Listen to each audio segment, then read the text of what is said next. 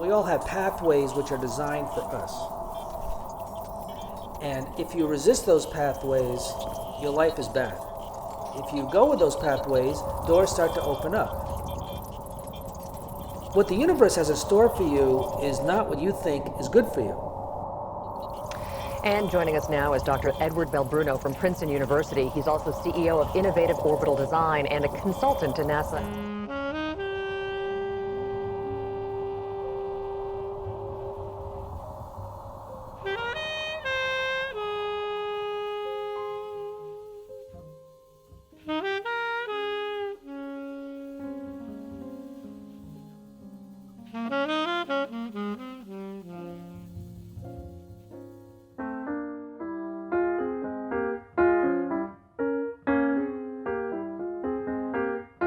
My job was to compute trajectories for the Galileo mission to Jupiter.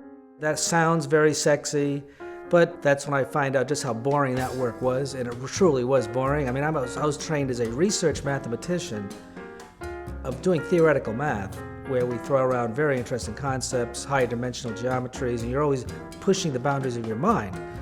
This job was to compute. Once you find one trajectory to Jupiter, which is the exciting part for me, then they want you to compute thousands of them, varying by seconds. And you have to compile the data of the trajectory on spreadsheets. I felt like an accountant. Not to put the work down, I mean, it's very exciting work. The Galileo spacecraft was $4 billion, so if you're going to spend a $4 billion machine to Jupiter, you better make sure it's designed correctly and you know what you're doing. So all this work is absolutely necessary, and if you're trained as an aerospace engineer, that's what you want to do. I was trained as a research mathematician. They had a real suspicion of me of being, oh, you're one of those thinker types. I heard that said several times. I first met Ed through some friends at JPL. I was working for the Planetary Society, coordinating the search for extraterrestrial intelligence. He seemed like an interesting guy. He just had a lot of ideas about space exploration and math. He was full of enthusiasm for his work and also his art. He loved to paint. I also put him in touch with an art gallery. He was able to have a show of his at a time when he wasn't having very many shows.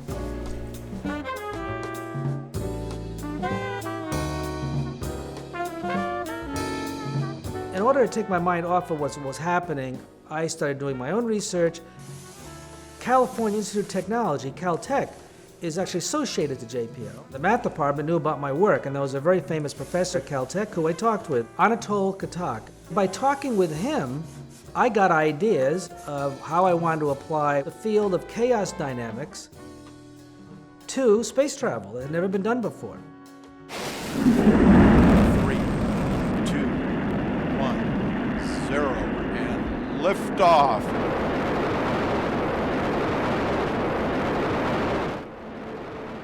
If you send a spaceship to the moon, how can you get it there so that you don't have to fire retro rockets to get it captured to go in orbit around the moon?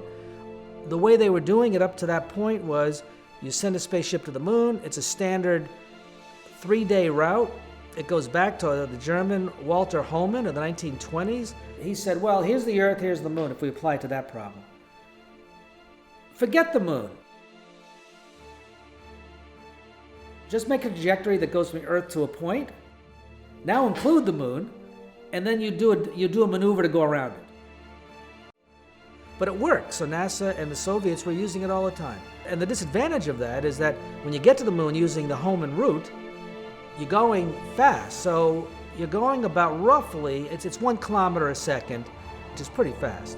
So if you don't put your brakes on when you reach the moon, you're a spaceship with people in it, you just keep going.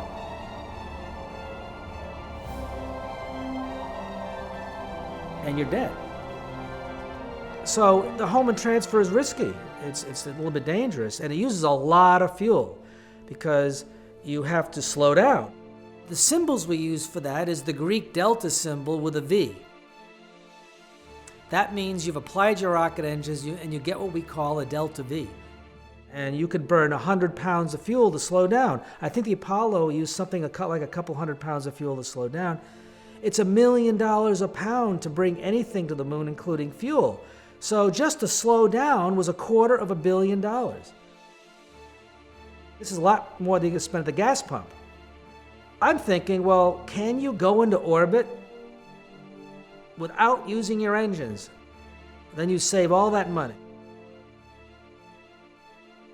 Which, if you could discover how to do that, would be revolutionary.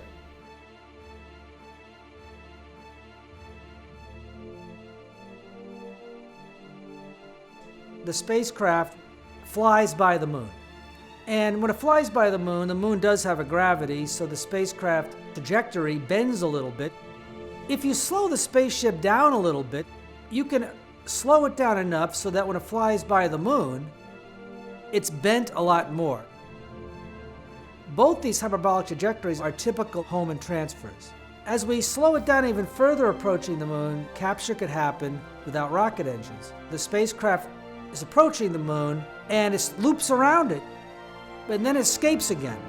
The moon bent the orbit so much that instead of flying by, it did a loop.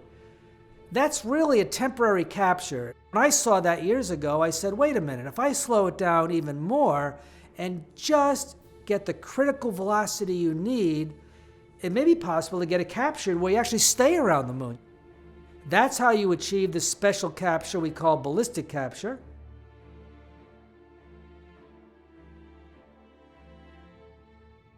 It's sort of analogous to when a surfer is on a surfboard and they catch a wave. They stand up and they're riding the crest of that wave of the gravitational fields of the Earth and the moon. Did all the references. To my shock, no one had ever done this. They assumed it was impossible. He thought he was having a real effect at JPL, but as time went on, he found more and more people who did not understand his work and were, he said to me, sabotaging his work. So I proposed this idea to my colleagues there. I said, hey, what do you think of this idea? And they said, are you crazy? The Soviets would have figured it out. We would have figured it out by now. There's been many people working in orbit dynamics. What makes you think you're going to do this? And I was told, don't waste your time. So I started my work on, is there a way to get something ballistically captured about the moon? Ed was a pure mathematician by training from one of the greatest mathematical institutes in the world, the Courant Institute, and so it was very hard for them to figure out what he was talking about. Because you have to get captured for free, I knew from my background that it would be a chaos problem. Chaos meaning you're moving up gradually to the moon to get pulled in. The sun's pulling you away. The Earth is pulling you away. The moon is pulling you in. They're all moving. What that means is the orbit's going to be very delicate. It's going to move in a way which is very tricky. They also were put off by the word chaos, because the one thing you don't want in the space program is chaos. Now control. Roger, roll, Challenger. Program confirmed. Challenger now heading down range.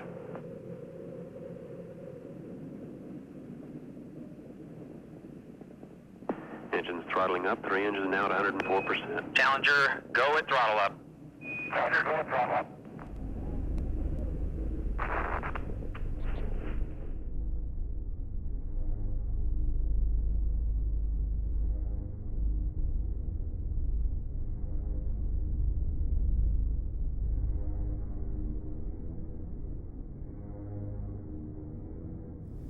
Today is a day for mourning and remembering.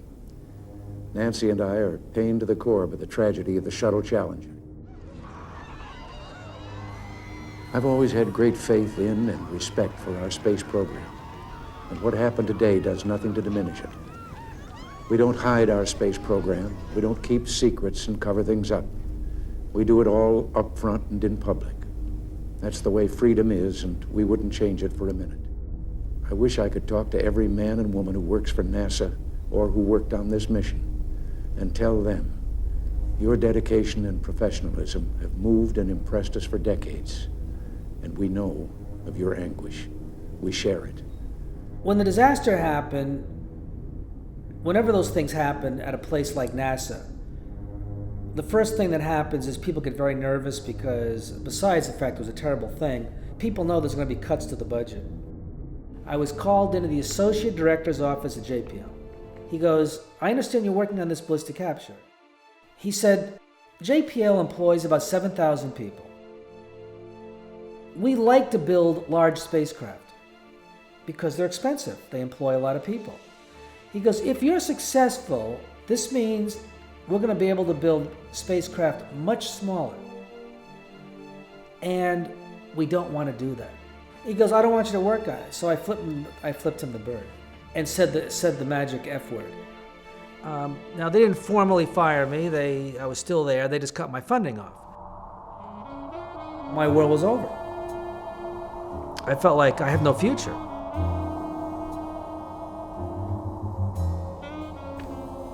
Over. I mean, I felt my girlfriend left me. I ran over a dog. When I went to see how the dog was, it bit me. I broke out in hives. It was like everything was against me. I was in a vortex of negativity.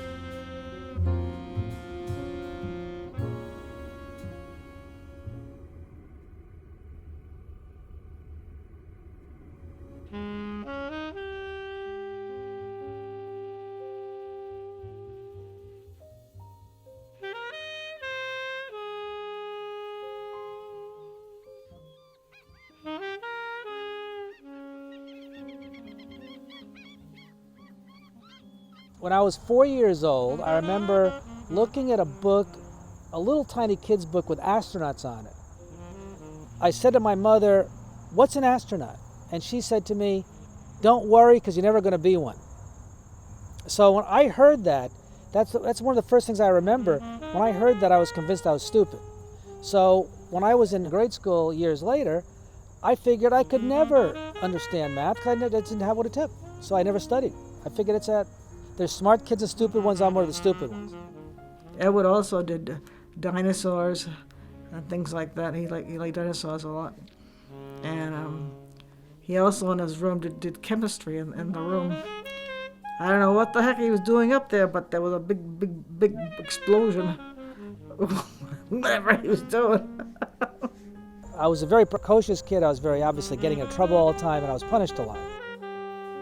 I knew enough that I wanted to paint, so I knew that I had to get a canvas, and I got turpentine, I got some paints, brushes, and linseed oil. I knew exactly what to do, and no one told me this. So I got the sense that I had a special talent. So throughout my youth, I would do paintings. When I was a freshman in high school, a friend of mine, Frank Kazmarek, and we started a little oceanography club. We wanted to have an acronym that sounded really cool, at least to us, so it was the Thames Research Institute of Oceanography. And it was started by three of us, so we thought that would work out really well. Tom Anderson, Ed Belbruno, and myself. We bring in people who work for the Coast Guard, because the Coast Guard Academy is in New London, and bring them in as speakers. We had a speaker series, and I was really into this. We did have patches that signified you were a member. Our heroes were people who explored, people who went out into uncharted areas for the sake of knowledge. Cousteau had spent some time working on an underwater environment where people were living underwater. One day, Frank and I noticed in Time magazine, it was an article about using silicon membranes, where they take air out of the water, and carbon dioxide from your breath goes through them. So we were able to get a hold of some of the membranes. They were commercially available. And we started putting together the aquarium, the whole system. We got an aquarium, cut a hole in it, glued on the top, and put a mouse in there. The mouse was called Jacques. We named him after Jacques Cousteau.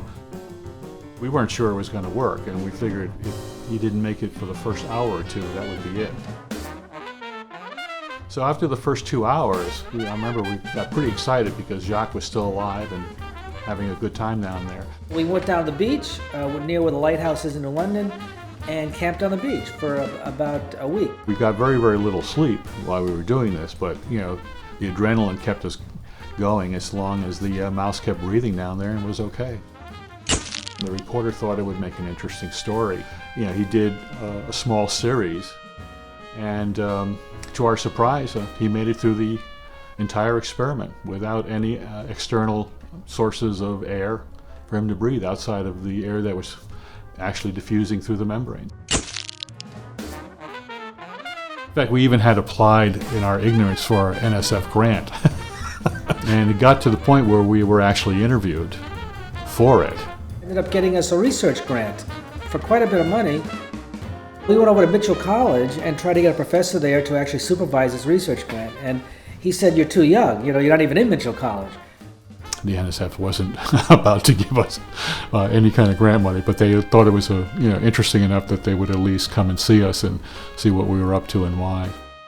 We just, had a good excuse to be able to live on the beach. So we basically had to give it up. But the point is, I got a research grant at a very young age for basically just having fun, and that was sort of my style at the time.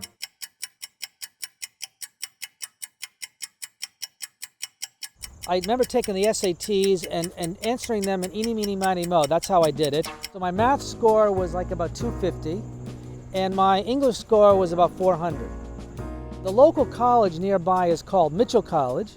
My mother worked there in the bookstore, and because of that, I could go to Mitchell College for free. So I applied. I think my mother works there, it's a junior college, and they said, "We don't think of college material." They knew I was a hippie and a party type, a troublemaker, as they put it.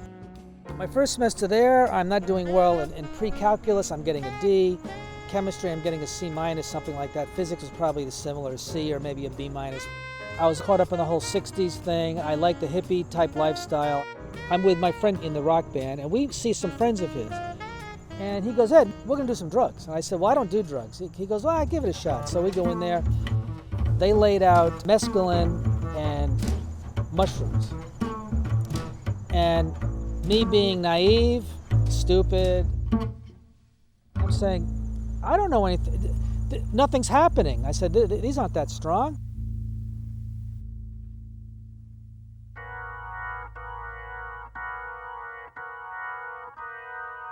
Next minute I know, I feel like I'm 50 feet up in the air, looking down on myself driving. I was completely out of my body.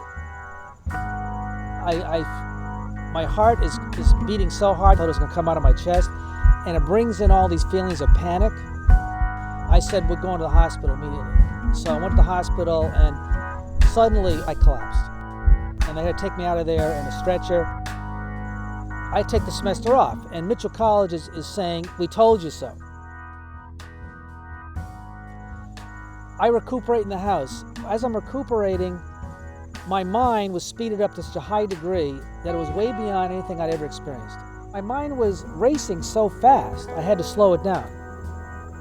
And I found that solving math problems did that.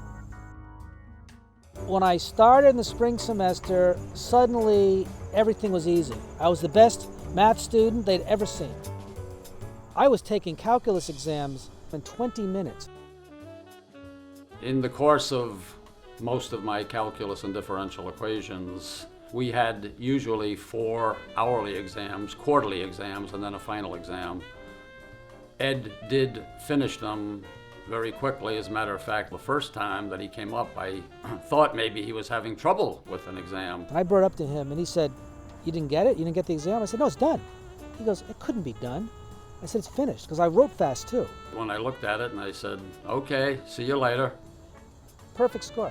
So I went from really struggling with even simple geometry to knocking off a calculus 2 and 3 exam in 20 minutes.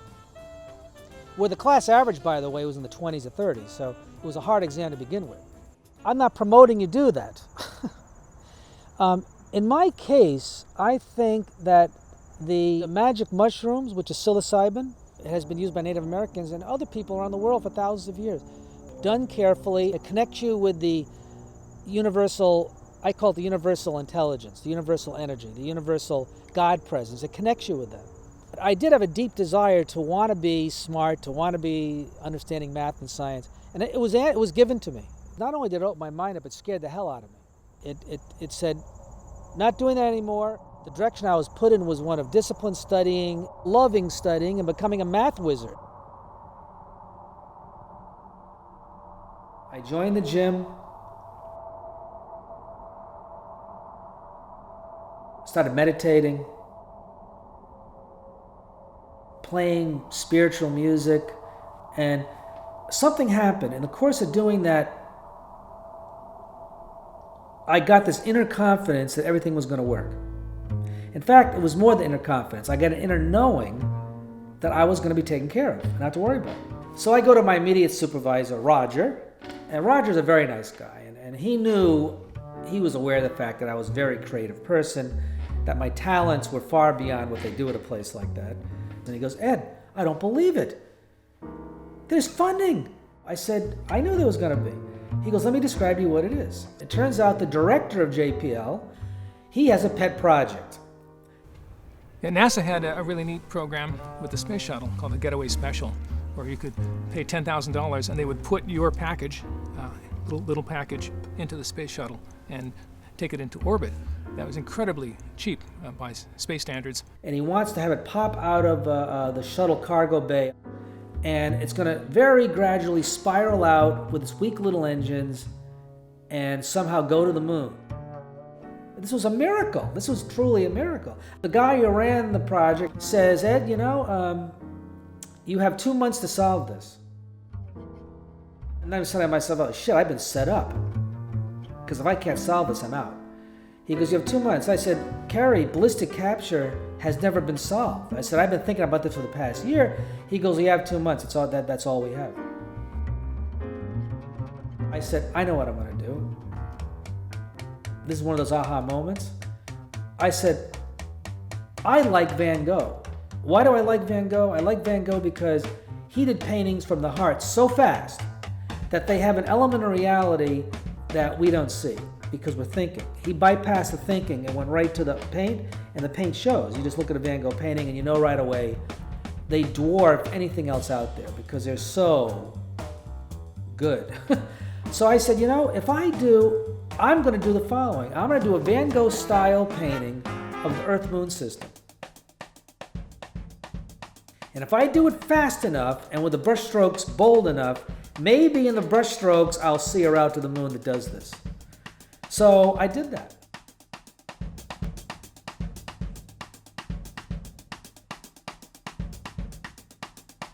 If it works, that's my ticket.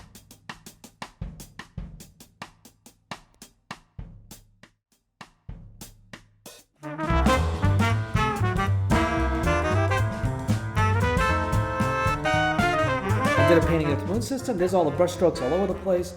And lo and behold, I see a pattern of brush marks which start where this little spiral ends. It goes over and does this funny little thing and then goes around the moon. And I can estimate what the velocities are and the location. So I went to the computer, put those in, and what do you think happened? I go to the computer and lo and behold, it exactly did that.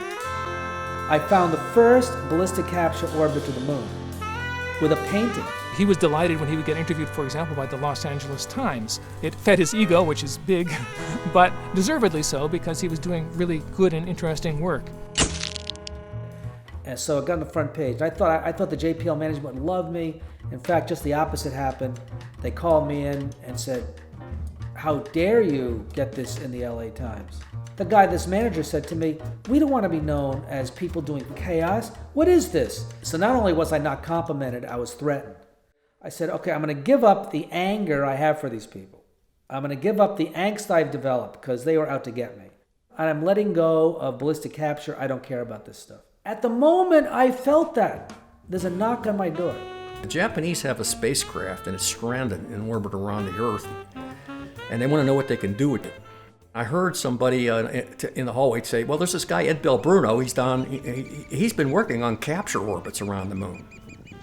Japan wanted to be the third country in history to launch a probe to the moon. The small one, Muses B, its goal was to detach from the larger one, Muses A, which was in orbit around the Earth, and go off to the moon on a home and transfer. But then the communication suddenly stopped. And nobody knows if Muses B ever went in orbit around the moon, so they declared the mission a failure. So Jim Miller says, well, Japan is desperate to save this mission. I said, well, they lost the spacecraft. How are you going to save the mission?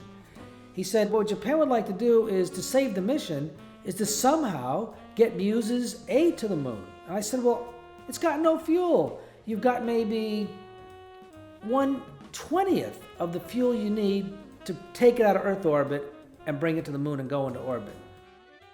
His version of the story would credit him more than my version, but I'm willing to split the difference. I don't care. The moment he described this to me, a light bulb went off. And this was truly a magical time. A light bulb went off in my mind, and I said, I know how to do this. Because he had done some previous work on lunar trajectories, lunar gas, I think he called it. He claims that work led to the work that he and I did together. I've always disagreed with him on that. And I said, what you do, Jim, is you go to the computer, you start the Muse's A spacecraft at the moon where you want to be, integrate it on the computer, go to the computer and do a backwards time simulation, and I guarantee what's going to happen is it's actually going to come from the Earth if you do it the right way. So he explained to me how I can create a capture orbit around the moon. And I said, oh, that's interesting. So I did it. I went back. I said, yeah, you're right, it did. He comes back the next day, he's like, his eyes are open. He's like, I can't believe it. This actually works. Well, the problem was that it took about 250 meters per second of propellant to do this. I have to admit that when I was discouraged, like on Friday, I said, I don't think this is going to be worth doing anymore. And Ed said, well, just come in one more time. Just try one more time. I said, I don't think he knows what he's talking about. And I started making runs, and I'd run it backward from the moon, and then I'd run it forward from the Earth, and I'd make them come together and calculate the delta V. So I started at 250, and after a couple hours, I got it down to like 200. So what I'm noticing is that it's going down more than I thought it should be, faster than I thought. And I thought, something's strange here. And that's when I really got the G. And then as I started working it down, the delta V's started dropping dramatically. I'm 100, then I'm down to 90. A few more runs, I'm down to 80. Next thing I know, I'm down to 25. And then I knew the bottom was 0. I knew it, and I had discovered a ballistic trajectory that goes from Earth orbit to orbit around the moon.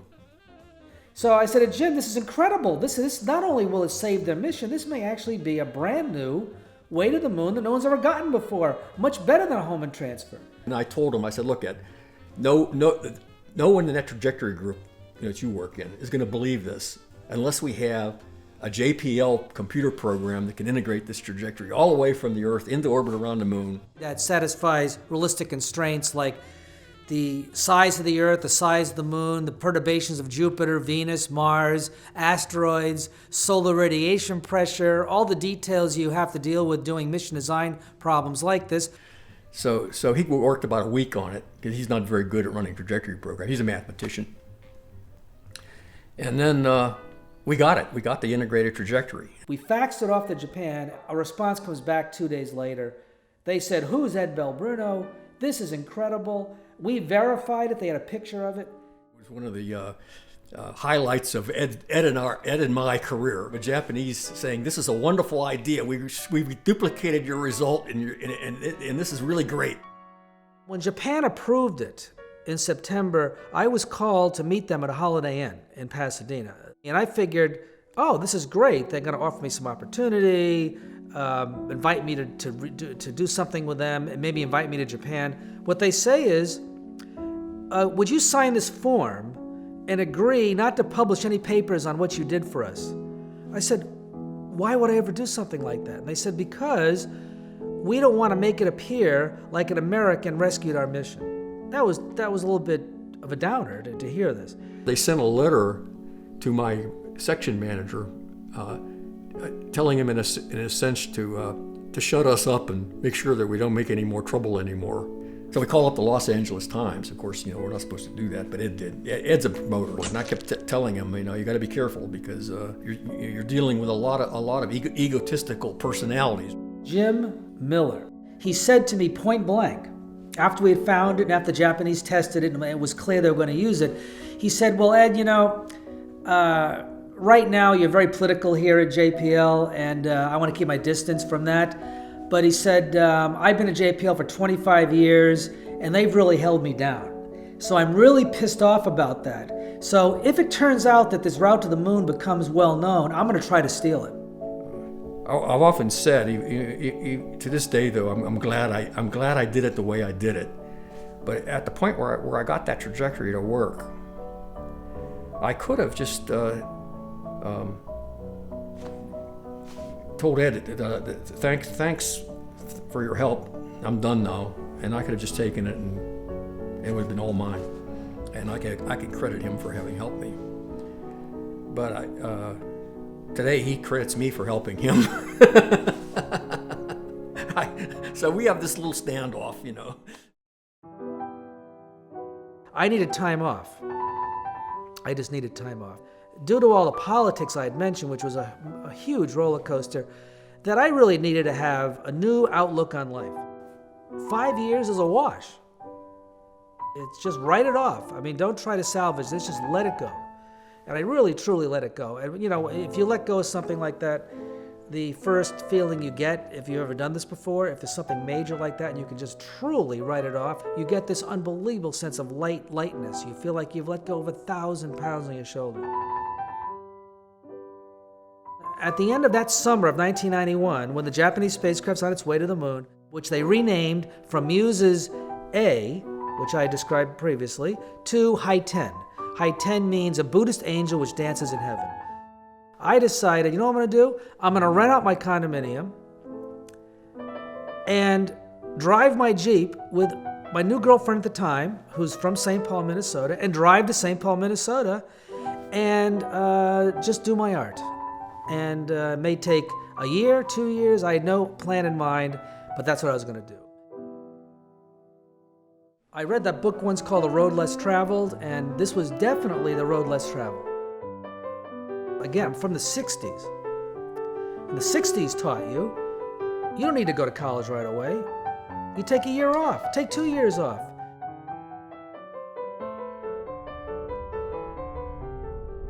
And I didn't do this because I was losing it. I made a conscious decision that I needed to have a change. It was a moonless night. We see a sign, you're now entering Thunder Basin National Grasslands. You know, you see like animals on the road, I don't know what they were, deer or whatever, and I had to go extra slow because of that. Not a single car passed us going the other way. Not a single car. I noticed a red light on the road. The light is exactly in the middle of the road where I'm going. By the way, I'm going to mention, I'm not going to describe everything. I'm just going to, because I don't want to incriminate myself with this, so I'm going to just describe what I consider is fine. In fact, it wasn't a light, it was a square. I'm trained as a scientist. I don't believe in little green men. I don't believe in anything like that. Crazy people see those, and they don't really exist. I may have seen it out of the corner of my eye because it was night and I was tired, but he was very adamant that he saw it, and I believe him. I never heard a woman scream that loud in my life. She goes, "They're gonna kill us. We have to get out of here." I know something of UFO activity in the Thunder Basin of Wyoming. There have been UFOs sighted in that area, and I believe some rather strange events. As a skeptic, having heard many similar stories, I didn't know whether I should believe him. I don't want to say that I'm alone with seeing this. President Reagan himself saw glowing orbs following Air Force One. I occasionally think how quickly our differences worldwide would vanish if we were facing an alien threat from outside this world. And yet I ask you, is not an alien force already among us? What could be more alien to the universal aspirations of our peoples than war and the threat of war? I think it's entirely possible that we may have been visited at some time in the past, or maybe visited in the future by UFOs, by creatures from another civilization, because I do think it's likely that there are other civilizations in our galaxy, and I think it's possible, though difficult, to travel between the stars. But the problem is, in any one case where someone claims that this is a UFO that was from another planet, there's never really good scientific evidence that holds up under careful observation and investigation. When Dr. Belbruno tells his story, his fellow scientists, mainstream scientists, will laugh it off. It is difficult for a mainstream scientist, someone who has worked at NASA, someone who has worked for the government, to come out and say something like that. Prior to that experience, I felt that everything's predictable. That we, as a human race, we control everything. That everything's explained by science. Why did I think that? Well, I was a mathematician. In our society in the West, we're led to believe that if our scientific method cannot describe something, then it really can't exist. I suddenly realized that the way I thought reality was is simply not true. It's simply not true. The idea that we understand the universe, that we have a complete understanding of it, and that life has to happen in the universe a certain way, I saw that was wrong. Our world has aspects to it which are beyond our current understanding. And although in a philosophical sense one can make that statement, it's a lot different when you actually see for yourself in a very clear manner that there is a piece of reality, a big part of reality that we're living in that we really do not understand. And moreover, we're not in control of it. And that's the part which is scary. I remember I was on the beach in Waikiki, and I'm at a hotel there, and I was talking to this woman who ran the hotel, and I said, boy, what an idyllic life you have here. Beautiful beach and everything. And she goes, I want to move. I said, where would you ever move that could top this? She goes, I want to go to St. Paul, Minnesota. Okay, so I heard St. Paul there. I got a call from St. Paul, Minnesota. They wanted to commission me to do a painting. Once again, St. Paul. For me, it was very clear. All roads go to St. Paul.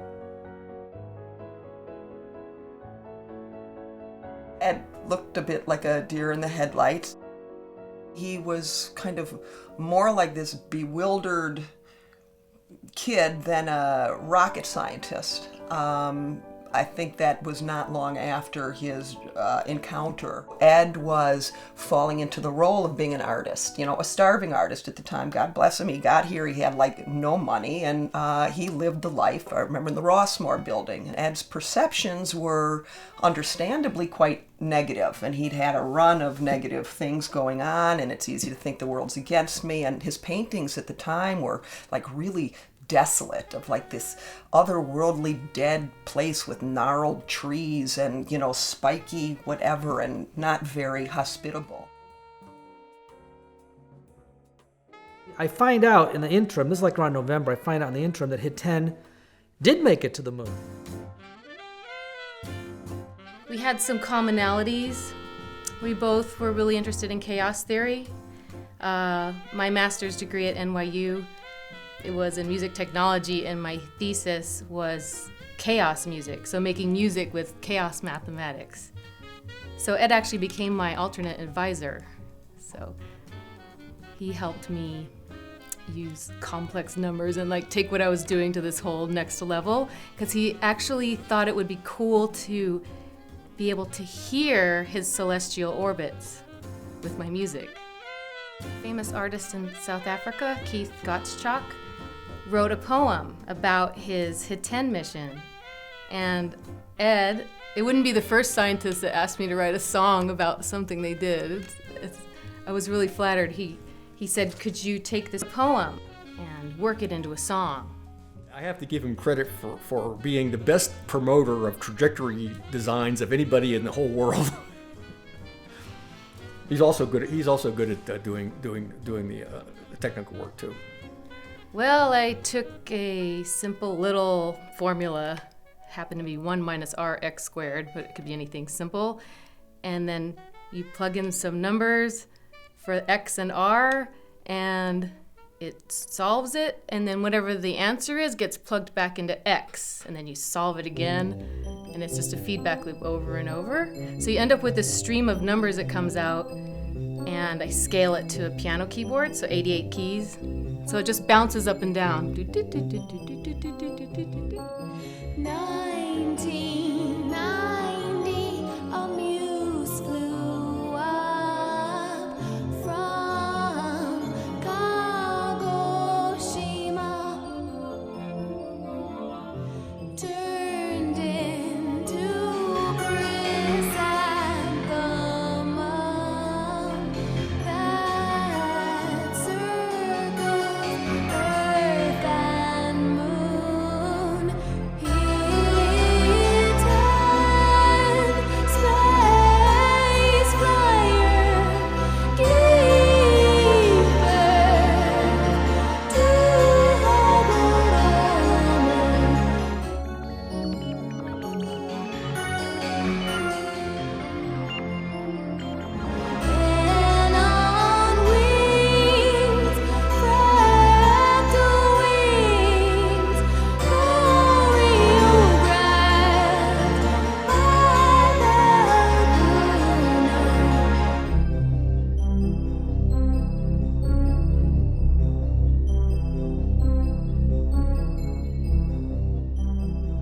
The Planetary Report is a journal published by the Planetary Society, which Carl Sagan was in charge of.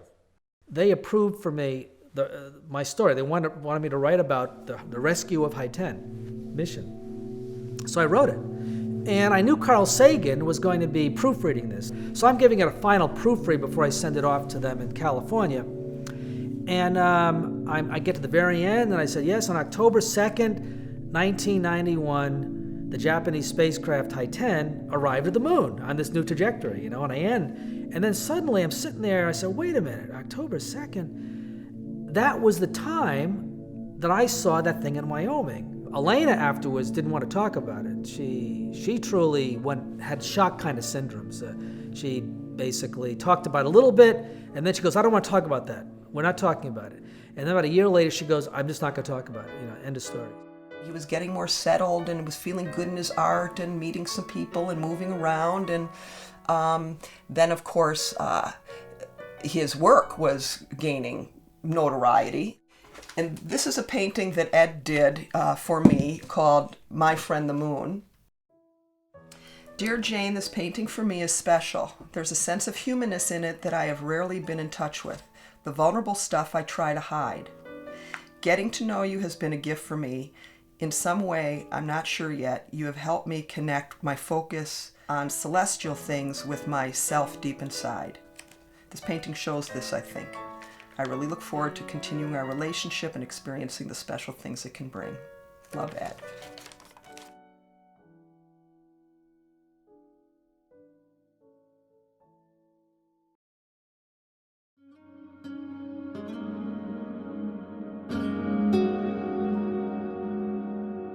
Ballistic capture gives one more arrow in the quiver that we use to try to fly spacecraft missions.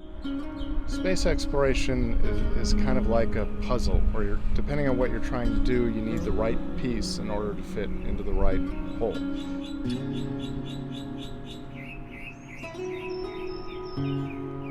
If you want to get to the moon with humans, you probably don't want to take 2.5 months to get there. If you, however, want to fly very small spacecraft or very efficiently or lots of science mass, and you don't care that it takes a little bit longer, then solutions like ballistic capture or low thrust propulsion are exactly what you're looking for.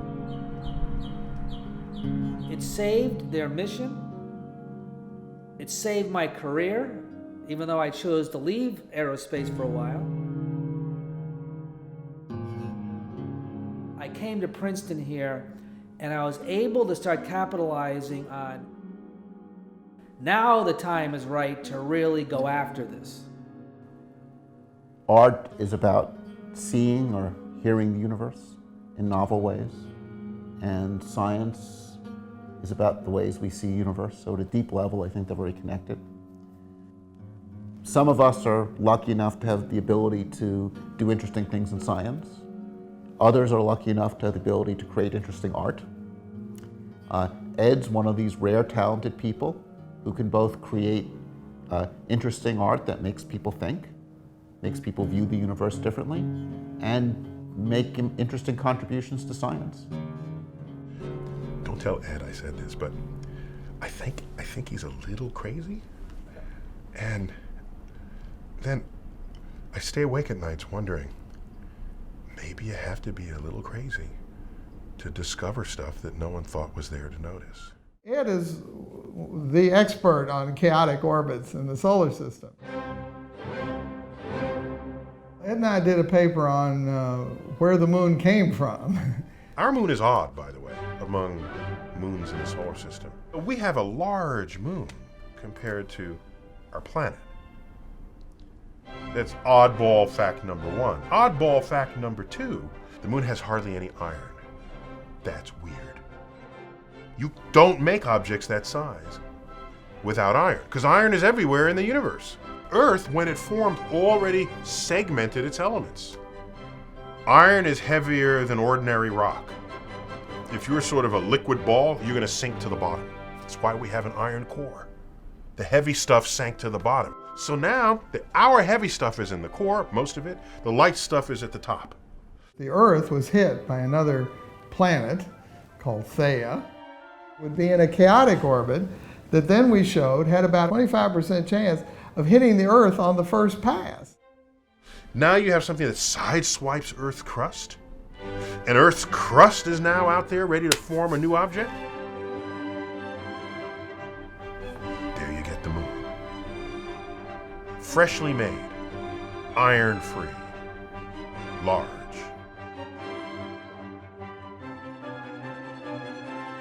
I think there's too much made of the correspondence between the arts and the sciences. Yes, they're both acts of creativity. Engineers are not exactly artists, let me put it that way. And so engineering work proceeds on one level and artists are doing something else. But the principle that when you're trying to solve a problem, especially trajectory type problems, there's a tendency to think yourself into a hole or to get to a point where you're just thinking the same thing over and over again.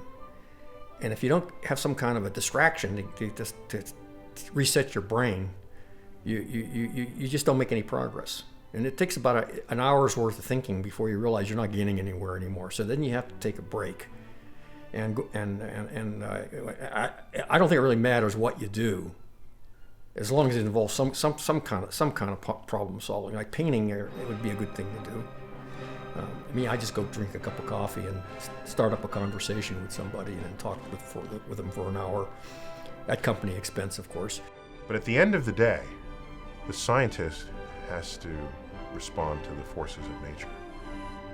The scientist can't just come up with anything and declare that it be true, because nature is the ultimate arbiter.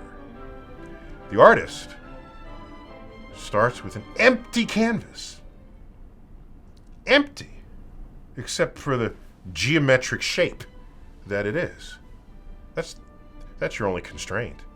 And that's not even a constraint. Go get another canvas if you don't like those dimensions. If Van Gogh did not paint Starry Night, no one was going to paint Starry Night. If Einstein didn't discover relativity, somebody else would have found relativity. Relativity is not some invention of Einstein that no one else could have found. When one gets a really good idea in their mathematical or scientific research, and the aha moment really comes about when you're trying to solve a problem, you don't see how to do it with the current set of rules, but then out of left field, you get this insight you never had before. That's a burst of creativity that happens when you solve math problems. In art, on the other hand, you have to be accessing creative energy from a source which is not guided by logical principles. I found that when I get in the zone doing a painting, time stops and I can paint thinking it took me 10 minutes and 5 hours went by. You're actually in another mode of being. Whereas in the sciences, the aha moment you get is not hours for most people. It's going to be seconds, microseconds. I'll get an aha moment that will last a second. In that 1 second, I'll get an idea, for example, ballistic capture. And it may take the next 10 years of my life to ferret out all the details of what ballistic capture is all about. Those are not being in the aha moment. That's just sitting by the computer or sitting with a pad and paper and applying the principles. Science, you're trying to understand the universe we live in with a very, very restricted set of axioms, which is almost like a straitjacket. Whereas an artist, you have to be in the aha moment for hours and hours on end. So I think in that sense, there's very little in common with them. I see success or achievements in multiple fields not as the consequence of being multi-talented. No.